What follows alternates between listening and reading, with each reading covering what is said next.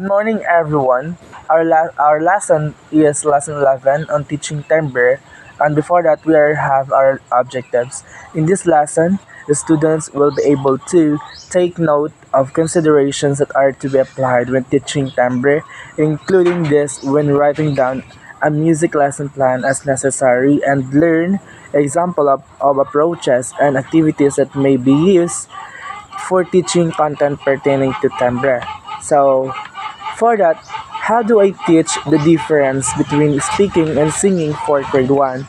So, there, there are here the nursery rhyme songs like the Humpy Dumpy. So, how can I teach the grade 1? So, by slow, so grade 1, they are not fluently in speaking. And also, if hindi sila fluent sa pagsasalita, is hindi rin sila dalubhasa or hindi rin sila gaano ka fluent sa pagkanta. So, how do I teach difference between speaking and singing? So, by slowly introducing the nursery rhymes or nursery songs, then by slowly teach on how to pronounce the words and also the letters on how to correct pronounce it on how the correct pronunciation of each letters, so they are slowly learn on how to pronounce the words, and they are going to gradually or slowly learn on how to correct on how to be good in speaking and also on how to good in singing. So, like for example, the nursery rhymes and nursery songs. So, if you're going to hear them, the nursery rhymes. So, if you always repeat to them na ipakarinig sa kanila yung mga nursery rhymes. So, they are okay. So, how do I teach different qualities of sound for grade 1 to 3? So, sound is a type of energy made by vibration. When an object vibrates, it causes movement surrounding air molecules. So, these molecules bump into the molecules close to them and causing them to vibrate as well. This makes the bump into more nearby air molecules. So, para makapag-produce ng sound. So, yung isang object or yung isang instrument, 'di ba? For example, the guitar is pag ano mo yung string niya. So, nag-vibrate siya. Then, yun yung nag-cause or yun yung nagiging vibration na siyang nako-compose sa sound. So, yun yung naririnig natin. Pag nag-vibrate siya, so nagkakaroon ng sound. Good evening, my name is Marina Parasabo and this is a continuation of our report. How do I present the topic about different music instrument for grade 4 to 6? As always, when introducing musical instrument to the class, ideally the teacher has to prepare audio recording along with visual or pictures of instrument being taught. So instruments serve as a tool for artistic expression, allowing musicians to convey emotions, tell stories, and communicate ideas.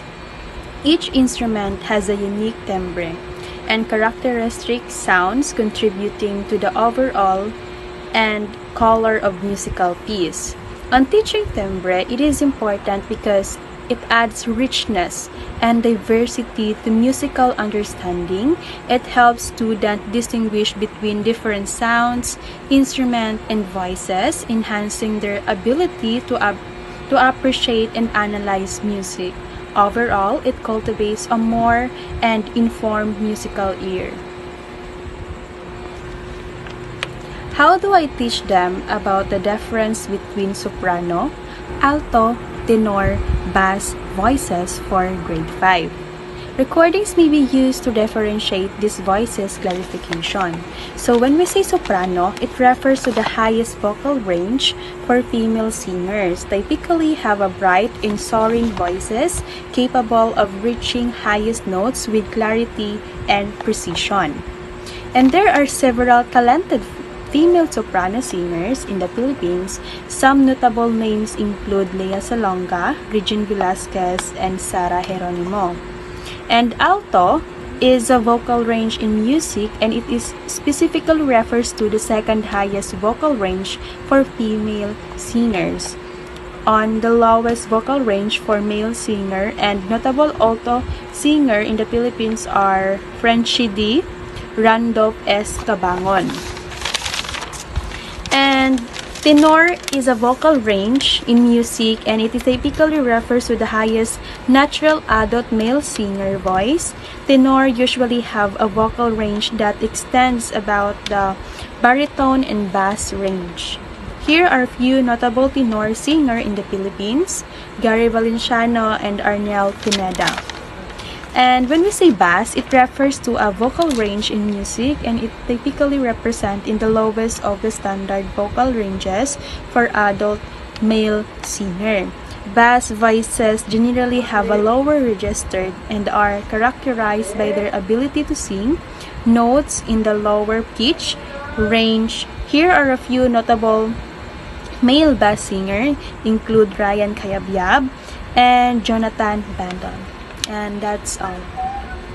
Hey, good morning. My name is Munaira Dudzi, and this is my part.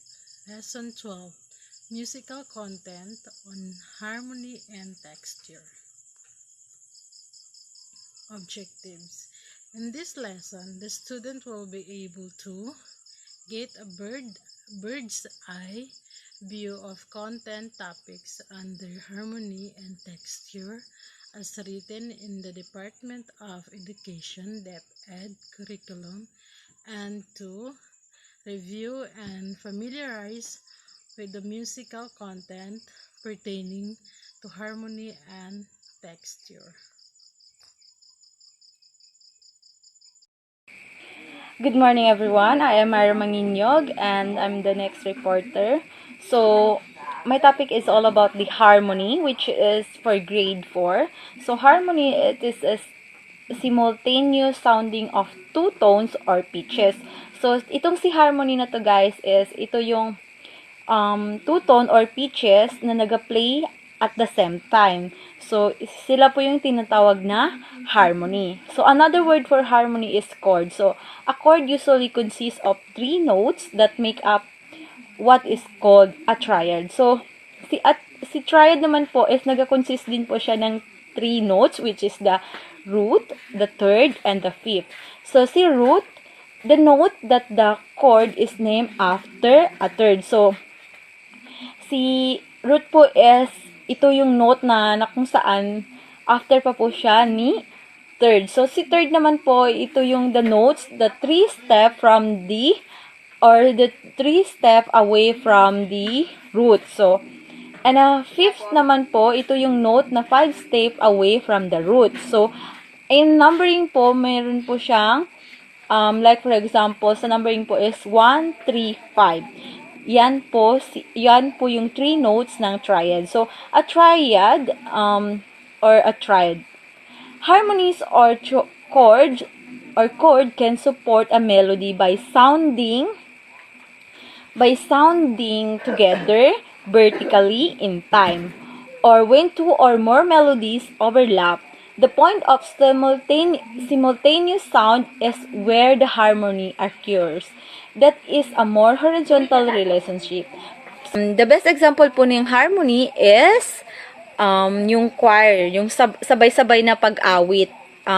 Sabay-sabay na pag-aawit or sabay-sabay na tinig, but different himig. Ganun po siya. Yan po ang harmony. So, I have here an example of harmony and a triad. Ito po yung itsura ng harmony at ito naman po yung itsura ng triad. So, ito yung tatlong notes po dito is, yan po yung tinatawag na triads. Which is yung sa taas po na notes is yung tinatawag na fifth, and yung sa gitna po na yung sa gitna po na sa gitna po na notes is ito po yung tinatawag na third, and yung sa taas naman po, yan po yung tinatawag na fifth. And sa baba naman po na notes, ito yung tinatawag nilang root. This is what example of a triad. So, ito yung makikita nyong itsura ng harmony or a triad. At para mas maunawaan nyo pang mabuti, I will play a video para mas maunawaan mabuti ang ibig sabihin ng harmony. And now, let's proceed for the introduction to major triads. So, si introduction to major triads naman po is usually in grade 5 na po ito siya. And introduction to a major triad is a triad consists of, yes, ito yung triad. It is consists of 3 notes and stuck in a consecutive trades. A triad is also called a chord as well as a harmony. And then harmony also refers to a chord progressions. So para mas maunawaan po nating mabuti ang introduction to major triads, I will also play a video again para mas maunawaan po nating mabuti ang ibig sabihin ng introduction to major triads. And that's all. So, I'm Christian Absentina.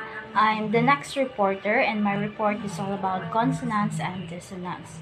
So, consonants, harmony that is stable, non-active, agreeable, free of tension, blending, and resolved.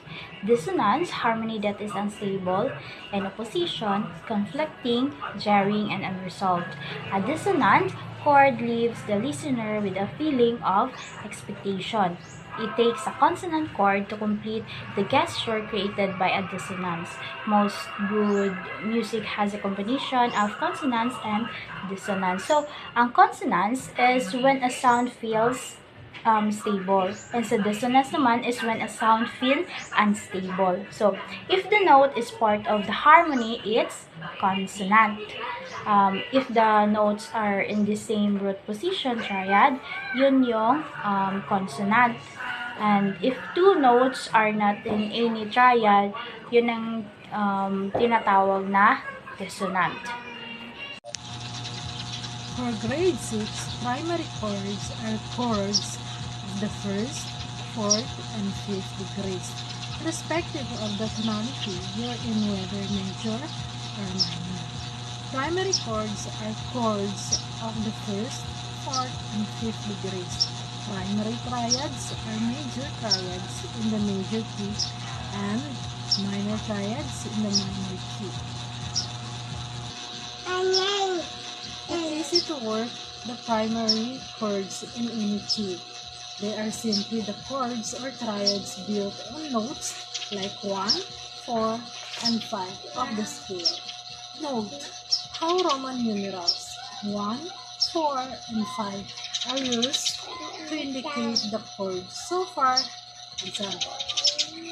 example, in the key of C major, the primary chords are C1, F4, and Z5. That's it.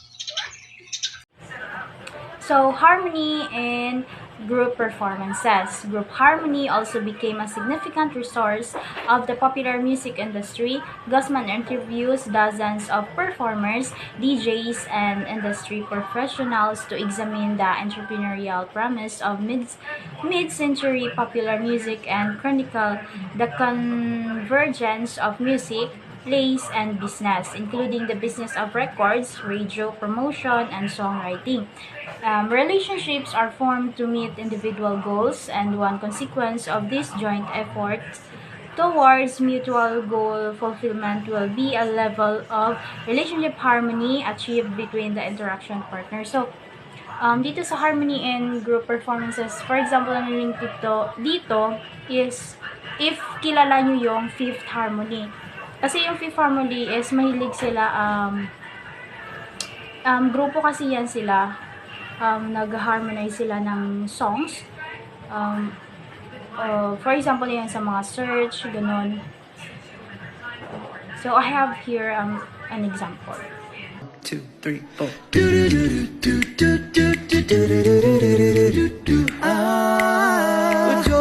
We're talking away. I don't know what to say. I'll say it anyway. Today's another day to find you trying